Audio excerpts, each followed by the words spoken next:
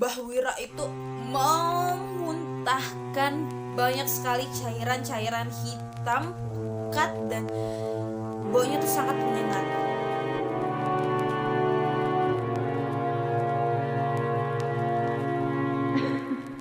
Assalamualaikum warahmatullahi wabarakatuh dan salam senja. Halo semuanya, selamat datang di YouTube channel aku.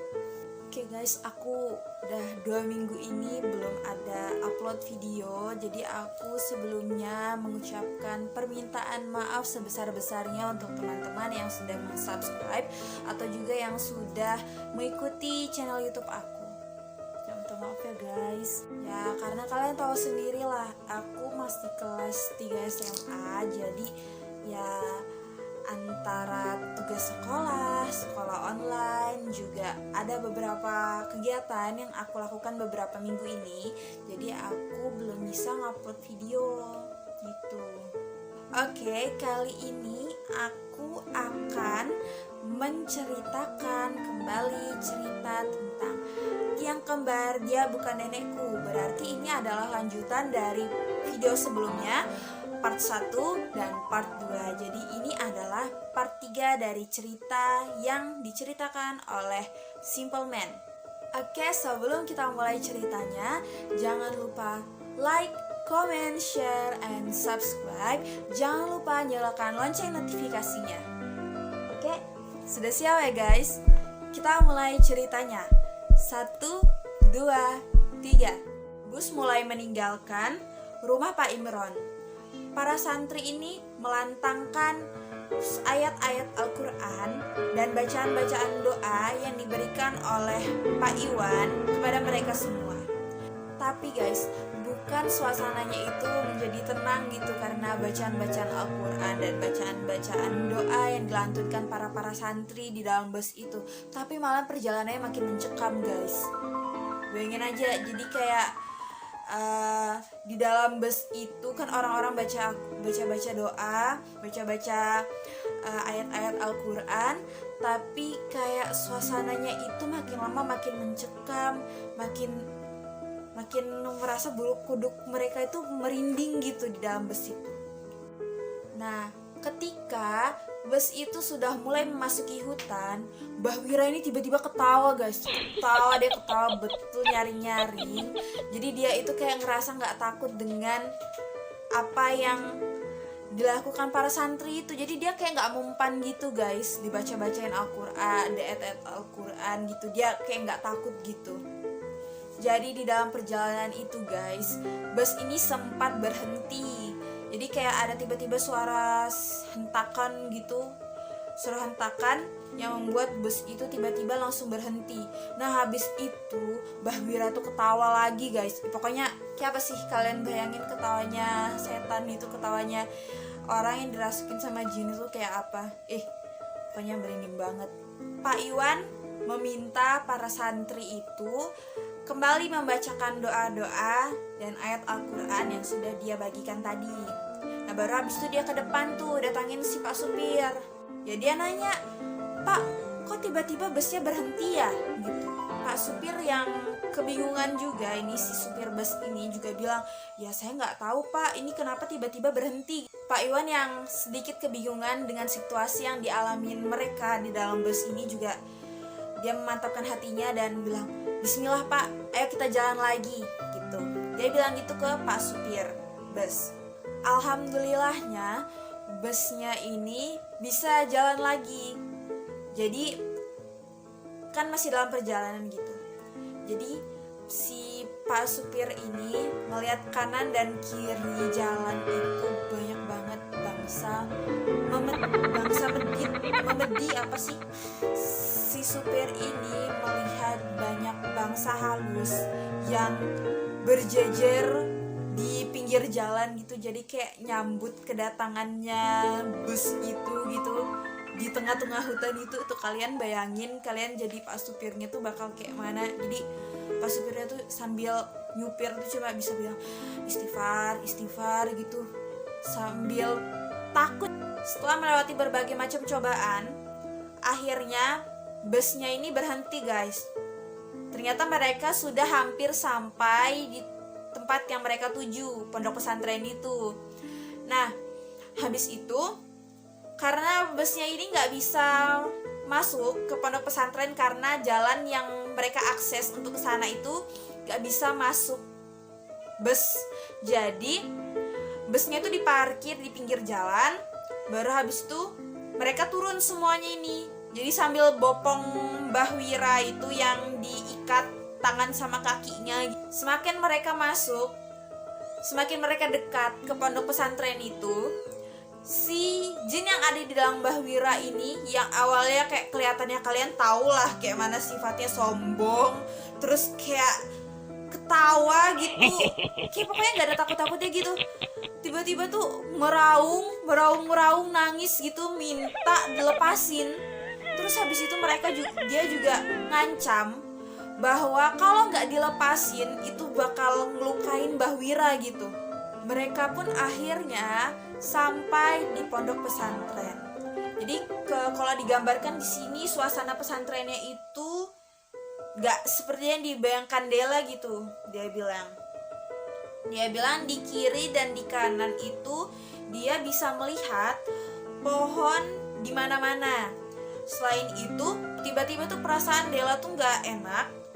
Yang awalnya dia baik-baik aja, semakin lama semakin berat, dia bilang. Dan dia tidak ingat apalagi yang terjadi. Berarti dia tiba-tiba pingsan gitu mungkin ya. Ketika Della nggak sadarkan diri ini, Della itu tiba-tiba mikir dia kayak pernah melihat sosok jin yang ada di badannya Mbah Wira ini. Jadi dia tiba-tiba mikir, kayaknya aku tahu ini kenapa bisa terjadi hal ini di keluarga aku gitu. Tapi apa ya? Dia masih bingung. Tapi dia lama-lama ingat, kayak ingatannya tuh flashback gitu di cerita sebelumnya. Jadi dia tiba-tiba ingat, oh gara-gara ini gitu. Ketika Della sadar, Della tertuju matanya kepada seorang laki-laki tua, seorang mbah-mbah yang tersenyum melihat dia. Nah, si mbah itu nyapa dia, dan si mbah itu bilang, "Nak Della sudah sadar?" Dia bilang gitu, si mbah ini. Baru habis itu mbah itu bilang, "Kalau Nak Della sudah merasa baik, Mbah tunggu di depan di padepokan dekat masjid semuanya." Jadi si mbah ini mau ngajak satu keluarga ini, si Bu Ida, Pak Imron, sama Della untuk bicara. Gak tau mungkin apa yang mau mereka bahas gitu. Nah, si mbah ini pun pergi ke padepokan duluan. Della pun mendatangin ibunya. Baru habis itu Della itu nanya sama ibunya, "Bu, ibu ngambil apa di tempat itu? Tempat kita menginap waktu di gunung." Bu Ida itu tiba-tiba kaget, dia terkejut. Tapi dia cuma bisa diam, dia nggak jawab pertanyaan dari Della tadi. Mereka pun akhirnya pergi ke padepokan dan mendatangi Mbah Fatona. Jadi nama mbah yang tadi sebelumnya itu dilihat Della itu namanya Mbah Fatona, guys. Akhirnya setelah semua orang berkumpul di sana, si Mbah Tonah pun ini mulai berbicara.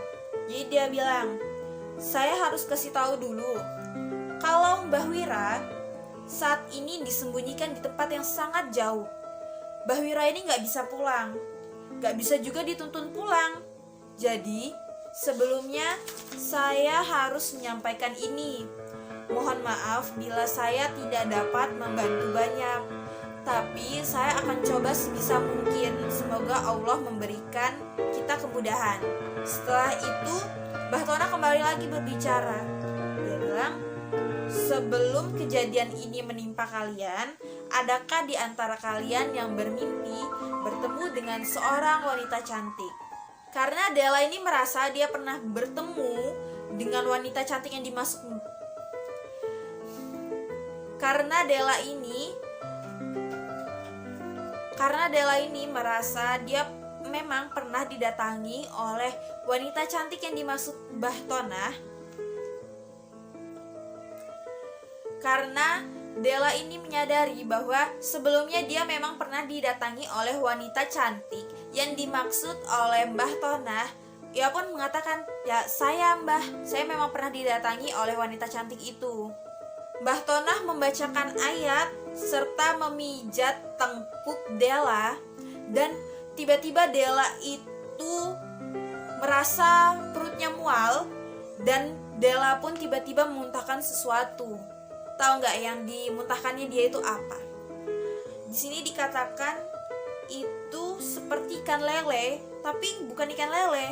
Besarnya itu cuma seperti seukuran ibu jari dan panjangnya sepanjang telapak tangan. Jadi kayak bisa dibandingkan itu kayak segini, ini telapak tangan kan, tapi besarnya itu segini, panjangnya setelapak tangan. Ya kalian bisa bayangin lah kayak mana itu ya bentuknya.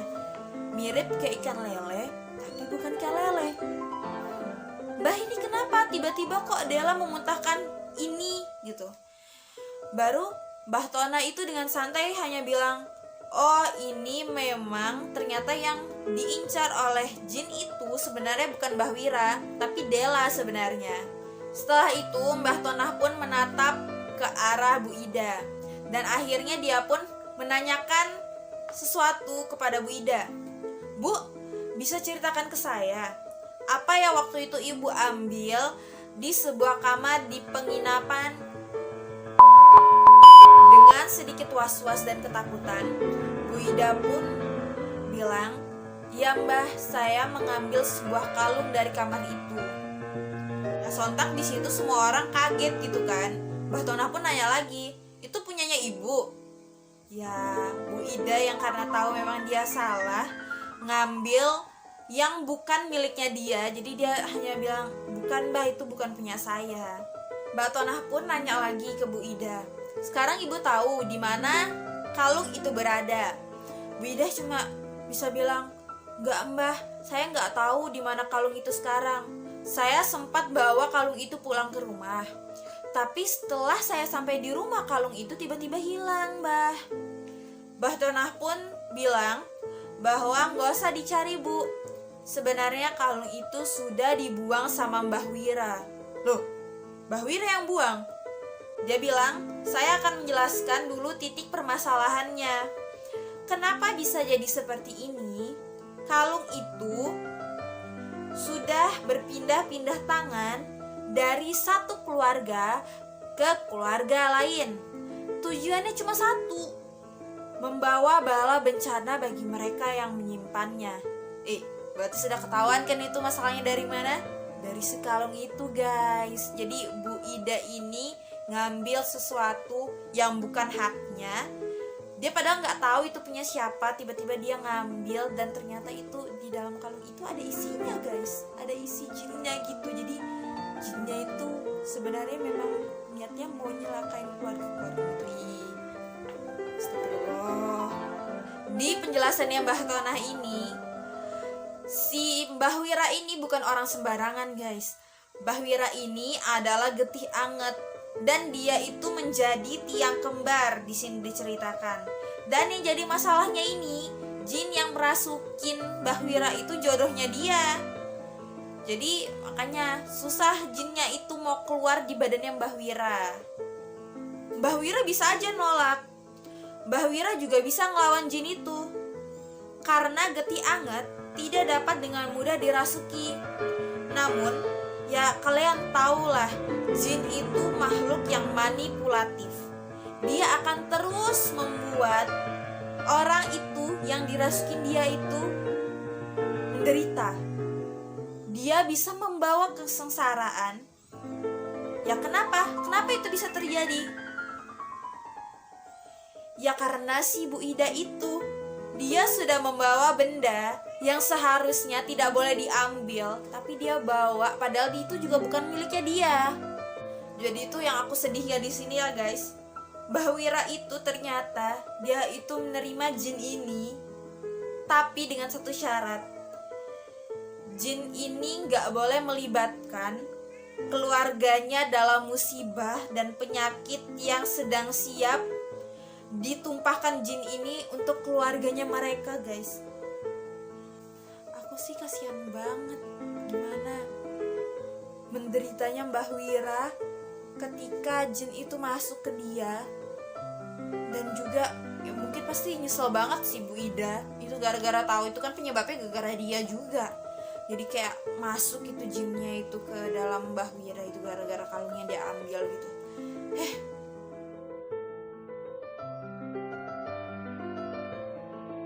Oke guys, ceritanya ternyata bersambung sampai di sini dulu. Ternyata ceritanya tuh masih panjang. Tapi tenang-tenang, nanti aku akan melanjutkan ceritanya ya. Oke, setelah nanti aku upload video berikutnya, nggak tahu nanti mungkin, pokoknya nanti aku bakal ngupload video tentang kelanjutan dari cerita ini. Jadi kalian tetap terima bersabar. Kasih yang sudah menonton video aku. Jangan lupa like, comment, share, dan subscribe. Jangan lupa nyalakan lonceng notifikasinya.